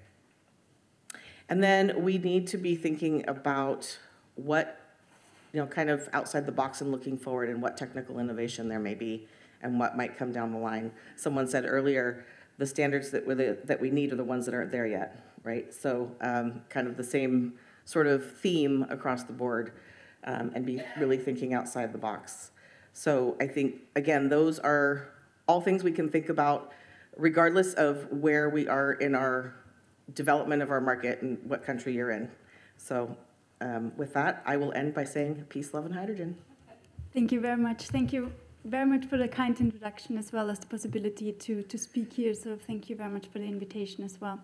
And I think this was actually the perfect introduction because indeed I will take you a little bit into the nitty-gritty details of fuel cells, but also electrolyzers, because actually these technologies are similar in a lot of aspects and also face similar challenges in a lot of aspects. So I thought this was a perfect combination also to share here, as both are incredibly important for the usage and the widespread application of hydrogen. I don't want to delve too much into the details. I'm a scientist at heart, so please apologize. I cannot cope without chemical reaction equations, but I will try to keep it digestible. Fuel cells and electrolyzers are both often cited that there's quite some challenges in terms of durability and performance. And this is something I think that we need to start challenging in a way, because these technologies, and in particular with fuel cells, a lot has been invested in investigating them, understanding them, and we have gotten, as a global research community and general technology community, gotten much, much further in how much we understand them. And we have achieved quite a lot of targets. And now as we see them being deployed and being put in use, we get much more statistics on things that we have so far observed in demonstration projects, maybe in the laboratory scale. So as the technologies mature, also our questions have to change. And we're transitioning from having targets and having durability and performance being a limitation. We much more have to transition towards moving targets, because in fact, neither of them have an actual limitation. The sky is the limit. So as we are there moving forward with understanding them, the questions that we have to pose to ourselves as researchers by default need to change. So on the one hand, we need to understand much more detailed questions, much more application-based, usage-based question in terms of durability and performance. And on the other hand, we're starting to see other issues arising, such as scarcity, and such as, for example, perfluorinated components that are actually doing quite a lot of harm in their production as well as then end use or after the usage. I'm not going to show the slide right now. I'm going to delve right into a little bit more on what we're doing in the lab. I thought what's better than showing some research out of the laboratory in order to highlight how this is applicable and how this isn't just a question that we pose to ourselves, but actually how can we help with our research to solve actual application-based issues and concerns. One example I've taken here is for the electrolyzer. We have looked into how do photovoltaic test or load profiles impact the durability of electrolyzers. And we have found quite a lot of valuable insights in our eyes as to how to mitigate degradation based on this renewable energy source. So if a electrolyzer is directly coupled, we do see quite a lot of degradation. If we just have a minor base load and if we just have a minor compensation and prevent the actual shutdown, we can gain a tremendous amount of durability. So this is a very application-based question that we have posed to ourselves. Another one, and here I have to express my gratitude actually to UNIDO for sparking this idea, because it came from a discussion about seawater electrolysis and also then on how actually we can use seawater in order for electrolysis, and that of course is desalination. But with desalination still there is a residual amount of chlorine. So we just said, why don't we just try it? And we introduced 10 ppm of chlorine into the electrolyzer feed just to see what happens. Our expectation was actually not a whole lot, but what you can see in the pictures on the right-hand side, I think is quite dramatic enough that you don't have to have an in-depth understanding of the technology, because what you see in the bottom is if we do not introduce chlorine, we don't see any harm whatsoever. We see a uniform surface, so the yellow and the green show it's uniform, it's nice. After we introduce the chlorine, we see a dramatic change. The red that you see coming through is really disintegration of the materials. So just as some highlights in how this research is very relevant. Yes, it is the nitty-gritty details, but also it is extremely relevant for the actual application. And as a last example from the laboratory is also then more in regard to changing to different materials. We know that we have some challenges with the materials that are being used right now. They work marvelously, but unfortunately due to scarcity and some other challenges in their composition, as I mentioned before, we will have to think about alternatives. Sorry, this I will skip. So what we have done there was also to develop an alternative coating for one of the critical components of the fuel cell. I don't want to take you into the details here, but what I want to say is that also with research we can bring up new solutions to problems. We can actually improve the components on a whole different level. And that is what's going to hopefully transform the technology and take it into a bright future. So my message in summary, we have gotten quite far. We have improved a lot. And now it is time to look into the future and what are the future needs. And with research and innovation, ensure that the growth is sustainable. So thank you very much. In this such an international context. So I would start with our first project and our first partnership relationship. It was a first real project which we actually, we can say that we are very proud to say that we are currently producing 1,000 tons per year of green hydrogen, which is our project H2Future.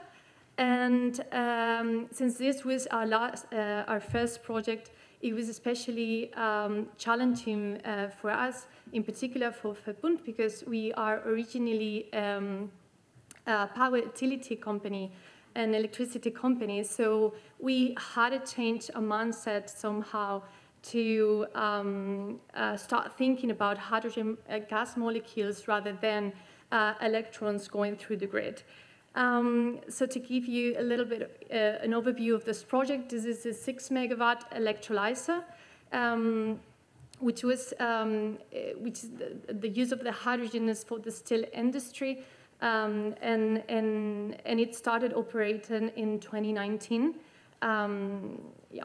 So regarding the partnership, all the partners that were involved in this project, the major partners were voestalpine, which was taking the offtake of the hydrogen, which was covering the hydrogen demand and testing it into their steel facilities, into the steel industry. But also it was Siemens, which was the manufacturer of the electrolyzer. And it was really key to have Siemens on board in the partnership because, especially for the ramp up and the startup of the plant. So in this context, we have been spreading our activities in this setting of partnering for building projects, hydrogen projects, both both locally and also internationally, regarding or in line with our strategy, which is mainly focused in the short term to cover the local demand, produce volumes according to the local demand, establish some firm partnerships in order to bring those projects together, and also to gain know-how regarding this upstream projects. On the other hand, we have the long-term strategy, which is more focused into importing large volumes to Central Europe from those countries which have plenty of renewable sources available to produce green hydrogen. Acting as a decarbonization partner for our customers in Austria and Central and in Germany, and also contributing to the also in part partnering into the hydrogen corridors that will drive the hydrogen into Central Europe. So just to give you a couple of examples, for local projects, we are now developing a 60 megawatt hydrogen production project for green ammonia production with light nitrogen,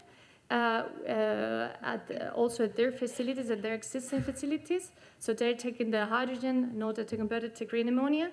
And also another project would be a 60 megawatt to be scaled up to 300 megawatts that we are developing together with Vogeland Energy, which I think this is a good example of how energy companies can just join forces and work for a common goal, which is the decarbonization of our customers in the eastern part of Austria. Moving to our international activity, I think here, especially Plenary covers a very true importance because it is allowing us to expand our activities beyond our home market, and also to give some examples, we have signed some MOUs with Middle East region players, big energy companies very focused in green hydrogen, which would be Master and Aqua Power, and we are investigating how to develop a project together with them at the moment. Lately, we have been also expanding our activities to Spain, where we are aiming to produce fast to cover the local demand, and also where we already, as Verbund, has renewable assets to bring projects together with our renewable assets to produce hydrogen and to export it when the hydrogen corridors are ready for use. So, when it comes to partnerships, I would say that we see ourselves as a decarbonization partner for our customers, and it is very critical for us to say that we are involved in the whole value chain of hydrogen, not just the production, which I just gave you a couple of examples, but we are also doing a lot of activities in the midstream, bringing those hydrogen corridors in a reality, and also acting as an offtake aggregator for customers in Central Europe. And I would like to end saying that when it comes to partnerships, I think it's it's very important to. So it's key for bringing projects together, not just because the partners. It's obvious that we are sharing the risk of these projects, which are particularly high at the moment because hydrogen is just developing, but also it is a way to leverage our strengths and to contribute to one common goal, but giving each other perspectives and putting each other perspectives into the table to bring those projects into a reality. Thank you, Gloria. You mentioned about sharing the risk between the partners and a way to leverage the strengths that each of the partners. Could you, do you have another lesson to share on these private-to-private partnerships that you can share, particularly for developing countries that are looking to see the risk, and sometimes in developing countries there's more risk than in a developed economy? Thank you. Hydrogen development is currently undertaking many challenges. So we all know, like, we have high investment cost. We have large proven technology in the market. There's we have a lack of or difficulties in the infrastructure, how to drive the hydrogen to the places where we have renewable production, into the areas where we have more demand, or we expect more demand. And at the same time, we are pushed with this decarbonization goals. We are pushed to move very rapidly in a very short time frame. So especially when it comes to partnerships, we think it's very required that we have a long-term commitment between the companies. It's very important that it's a long-term commitment, not just from private companies, producers or manufacturers, or also the off-takers, but also the public institutions and also politicians. It's also very important, I think someone already mentioned it before, that we work in cooperation. It's not that we are working together, but we should work in cooperation and synchronization in order to align the time to market. And I would also say that from the beginning, it's especially crucial that when it comes to establish a new partnership, we worked into align our expectations and also the roles that we have specifically for that, for the purpose of our project, or the project that we are trying to bring together. Thank you very much. Yes, indeed. It's a really good example how a partnership has to look like, because before I was just Hydrogen Austria, or my team just worked for Hydrogen Austria, and now we changed to Hydrogen Partnership Austria. And the reason why it is like that is shown in this organization. Before, we worked just for the Ministry of Labor and Economy. And then both ministries started to make a task force for Austria's national hydrogen strategy, which was presented in June 2022. And so now we are working for the Climate Action Ministry and also for the Labor and Economy Ministry. So I'm talking about we. So who is we? We are separated into two different fields, because the topic is huge. And the first field is policies, dialogue with and between the stakeholders. And this field is managed by the Austrian Energy Agency.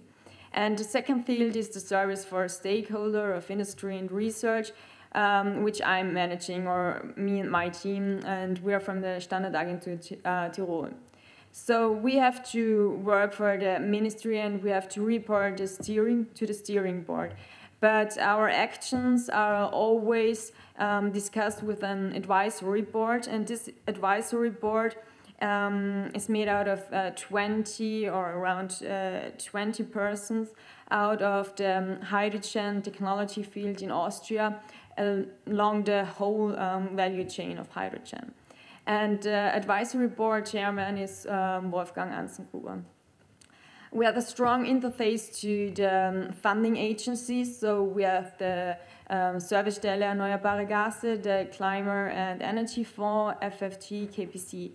But we are also integrating the stakeholder out of the industry sector of energy and economy sector, as well as NGOs, technology, research, and also authorities. But what is HYPER, the Hydrogen Partnership Austria?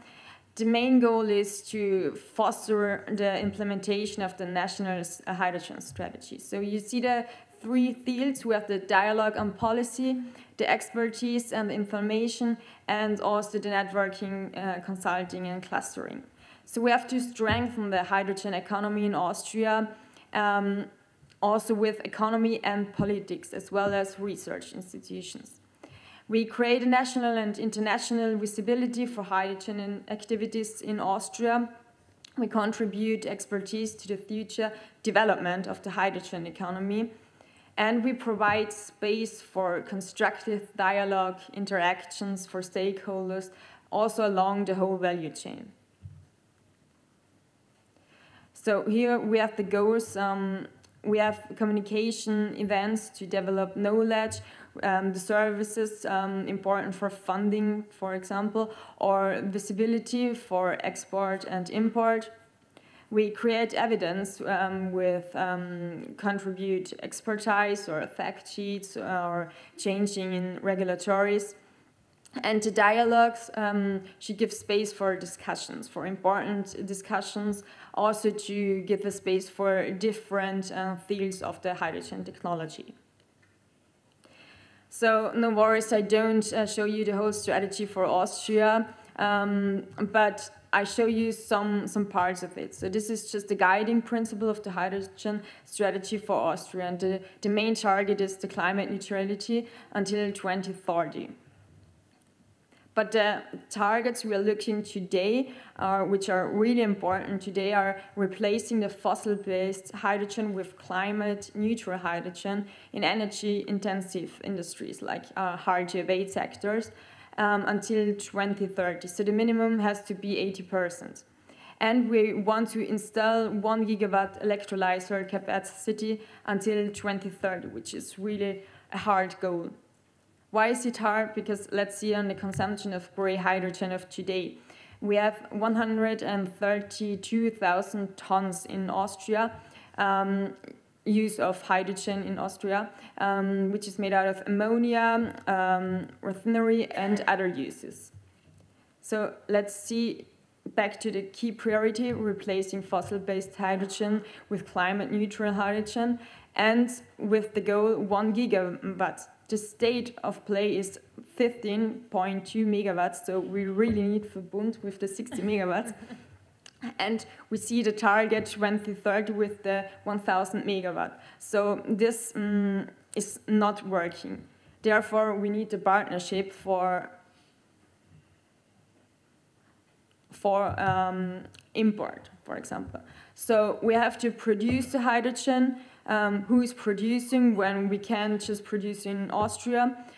Who needs the hydrogen? So we also have to look at the demand. How do we manage to get the hydrogen from the producer to the consumer? And therefore we need the international cooperations. And also important, the stakeholder network. We have to learn from each other, and we have to learn from failures, also achievements. And the most important thing I've learned in the last years is that we have to talk about the same things. We need the same regulatories and the same background, the same conditions, not just in Austria, also whole of the world. So, thank you.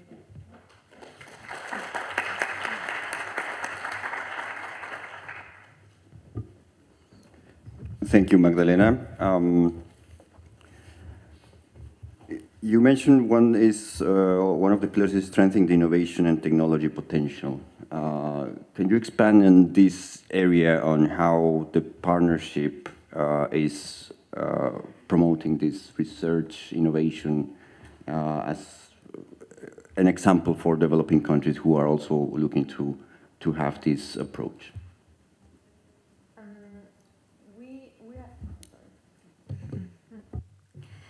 We have the different events we are organizing where we have the research from Austria and we show different research activities in Austria combined with different companies from Austria, and we are also working together with international organizations like with you. So we want to share our experiences, and we also want to learn from other countries. And yeah, I think it's the best when we do it like with events where you have the chance to talk to other companies, to talk to other countries, and to see what are their problems and what are their achievements. Yeah, thank you. I would like to show you just one slide on what we understand, to show what we understand on partnerships. This is GIZ's hydrogen portfolio updated in June, and it shows the activities all over the world where we are working with bilateral and global projects on establishing hydrogen as a source for finalizing the energy transition. What you see here is that GIZ is absolutely depending on partnerships in bringing this to success. Without our partners and the projects, which are mainly, of course, governments, partner governments, but on the other hand as well, the private sector, we would not be able to bring anything on the ground on hydrogen there. So if we look for the different kinds of projects, what we can see here on the map, we have on the one hand the bilateral projects where we are partnering directly with governments in our partner countries to implement bilateral energy partnerships or hydrogen partnerships. There we have, on the one hand, the direct support to develop and to support the governments on developing hydrogen strategies, but as well to bring knowledge to the ground and to support them on implementing pilot projects or even up to industrial style, like in Morocco, where our government is funding the establishment of a 100 megawatt electrolyzer fueled by solar and wind. And this is accompanied by GIZ, financed by the German development bank KfW, but accompanied by GIZ with technical advice and as well all the mechanisms you need to bring this to success and to run the plant on the ground. On the other hand, there are a lot of projects like the International PTX Hub, for instance, which is working in a group of some 12 countries all over the world, giving as well advice on how to go into these various technologies to get power to various projects, maybe hydrogen, maybe ammonia, maybe synthetic fuel, kerosene, sustainable aviation fuel, and others. We have the programs like H2 Up, which is directly partnering in a public-private partnership manner with industries which want to get with their technologies from Germany into partner countries and need support on bringing their technology there and bringing on the ground, getting the plants running. We have the H2 PEP, which is project development program. We have these programs, for instance, in Ghana, Jordan, Kenya, Vietnam, Nigeria, and Pakistan, where we as well partner with companies from Germany and companies from the partner countries to bring this knowledge to the ground and to get the hydrogen market running. In Germany itself, we have, for instance, the Business Alliance on Hydrogen, which is a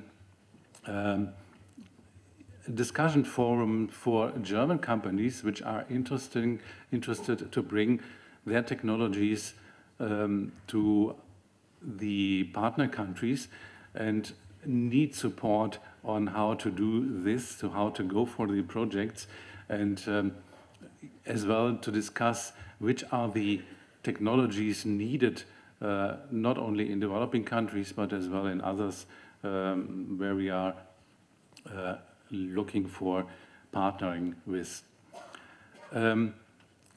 What is behind all these activities from the German governments? You can see there are mentioned 4 ministries from the German governments here in the different colors, and in addition the European Union, which is as well engaging with GIZ and hydrogen.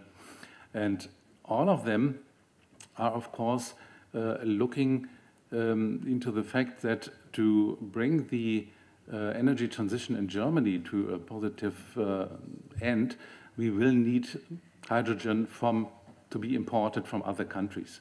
So we need the partnership with these other countries. We think currently that we probably will be able to produce 30 to 50% of the hydrogen needed in Germany by ourselves, but the rest, this will be imported. So currently our demand is estimated up to 130 terawatt hours in 2030. This is, of course, just the beginning. So you can imagine there is quite a number of partnerships necessary for us to get this on the ground. On the other hand, if we are going to partner with other countries and other companies as well, with the private sector as well, we are always looking, as I said before, that we really have a partnership with the countries and that it is not only meant to get some resources out of the countries, but as well to establish a lively market on hydrogen and derivatives in the countries, so that the people in the countries can really profit from what we are doing there. What is quite not common for GIZ, that we are as well quite involved in the internal development of the hydrogen market in Germany as well. We are as well supporting the Hydrogen Coordination Office, which is supporting the government on the one hand, but as well the National Hydrogen Council, which is a council of 26 experts from industry, from science, and from the public sector in Germany.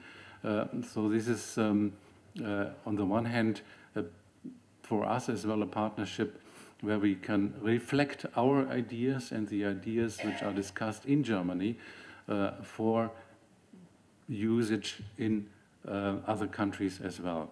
So this is for us very important that we have this backbone in our own country to reflect the technologies used there and to see what is suitable for the demand in our partner countries as well. On the international level, above these partnerships shown here on the map, we have a lot of collaborations with international organizations like UNIDO, like the Hydrogen for Development Partnership of the World Bank, like ARENA, and much others more. So this is in a nutshell what we are doing. Questions, please. Welcome. Thank you very much, Juan Pablo, for giving us a spot here at the end of the day. I think there was like, what is worse before or after coffee break? Well, try this slot. I think that's even more challenging. But yeah, I'm happy to give a few introduction words about ISO and also our work for developing countries. I wanted to start a little bit about ISO and the global context, but I think we heard so much about standards today. It was like really like from the morning to the whole afternoon about standards. So I just wanted to remind us on a few key messages. We heard about in the morning or in the beginning of the afternoon about the power of standards. ISO standards are trusted enablers and solutions to address global challenges on social, environmental, and economic level. So obviously they are tools for the UN SDGs. Just a little reminder what we have heard also from the Secretary General in his opening remarks. The session today is about how we can support developing countries. So I just wanted to take a little moment for us to understand also how ISO works, because then we can better pinpoint how we can support the developing countries.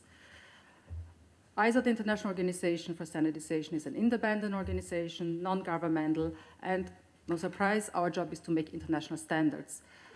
But I think it's important to highlight here is that we develop the international standards as per the principles of the TPT agreement of the World Trade Organization. And I'm highlighting this because our international standards have then a very important role once they're published, because they can support public policies and be referenced in technical regulations. I think that thread came out also through other speakers, the importance of the uptake of international standards. So obviously the use of international standards at the macro level is important, and we have heard many examples also about the uptake of standards at enterprise level. We are a global network. We have heard already we have 169 ISO members around the world. We have one member per country. I think that's also important to highlight. And those members in the countries have a very key role to play when standards are developed. We have heard from the ISO member from Austria, actually, like in this beginning of the afternoon, he called it like, let the world know about standards. I think that's important at the international level here, but it also needs to start at the national level. And I think that's, again, where our ISO members have to play an extremely important role to create that network, this partnership at the national level, bringing together public, private sector, and civil societies around the table, create that awareness about standardization, identify subject matter experts, and bring them to the international fora, to this fora like we had here in Vienna now, to really bring the voice of developing countries when international standards are written. That would set then the foundation, then it's also easier to implement the standards afterwards, because if the voice of a developing country is integrated and embedded throughout the process, it's easier to be implemented afterwards. So the role of ISO members is like really, as I said, like in the participation, they have a very key role to play, but then also once the standard is published in the uptake of standard at macro and on micro level. We have heard already, like you said before, Juan Pablo, yourself, 75% of our members are from developing countries. And to ensure also that our standards are globally relevant and have that they are addressing the global needs, it's important to embed the voice of developing countries throughout the whole standards development process.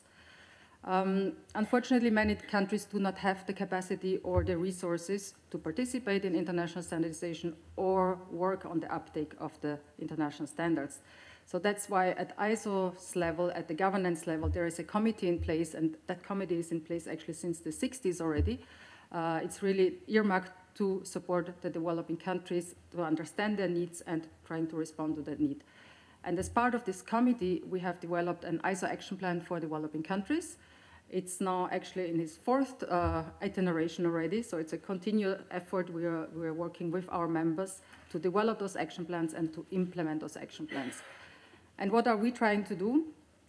We would, our vision as part of this action plan, and that's the unit I'm working in as well at ISO Central Secretariat, we would like to empower the developing countries to contribute to the system and to fully benefit from the ISO standards to really address those social, economic, and environmental challenges I have mentioned before.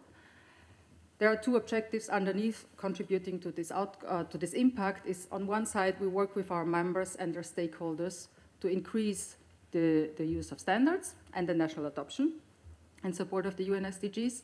And the other area is like to increase the effective participation of developing countries at the governance level at ISO, but also at the technical level, like the committee meetings we had this morning.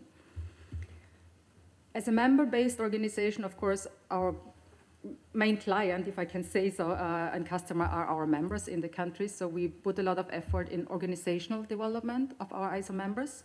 I would like to highlight two areas here, which is maybe of specific importance to the audience here, is like we strengthen our ISO members to make sure that they're applying good standardization practices, that they put national standardization strategies in place, and also use the tool of adopting and referencing international standards in public policy. A new work stream and an important tool we just launched this year is as well like a toolkit for our ISO members to support them in engaging with policymakers. We have mentioned before, international standards have a role to play in public policy, but it's very difficult for our members to engage with policymakers. So this tool hopefully will help them also to move forward in that space. The increased use of standards, I think that's another tool to make the power of standards understood to the various stakeholders at national and at national level vis-a-vis all the stakeholders. We are running awareness programs on specific standards. We train on specific standards, and we also train on the application of specific standards to collect examples and case studies on the benefits of those standards. And we always align our programs to the standards to the UN SDGs on the 3 pillars of people, planet, and prosperity. And in terms of increased effective participation, we also have a couple of work streams in place here. One is like literally to enable the participation of subject matter experts or ISO members to participate in technical meetings through sponsorship programs, through capacity building journeys. We would also like to see that ISO members or from developing countries come forward with new topics where standards need to be developed. I think that was like one theme as well today already. Much more to come in this space. Like we would like to see ISO members in developing countries to be more in the driving seat. We have developed some guidance and support programs around that. And obviously there's a lot of training needed as well to understand the process. I tried to summarize it here in a very nutshell, but it's a bit more complicated. So we are also supporting members and their stakeholders in the training on ISO standards development process. So that's in general like how we support our members in developing countries, because without them, there's also no partnership and there are no ISO standards.